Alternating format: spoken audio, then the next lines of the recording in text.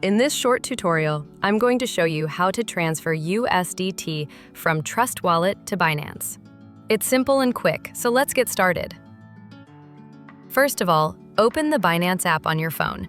Then, tap on the Wallet or Assets option in the bottom right corner. Now, tap on Add Funds, then select Crypto or On-Chain Deposit. Now, search for USDT and select it. Then, choose your preferred network, for example, Polygon or depending on what Trust Wallet supports. Then tap to copy the deposit address. Now, go back and open your Trust Wallet application. Then, tap on Send. Now, select the same network you chose on Binance. Tap on USDT, then paste the Binance deposit address you copied earlier. Now, enter the amount of USDT you want to send, then tap Next.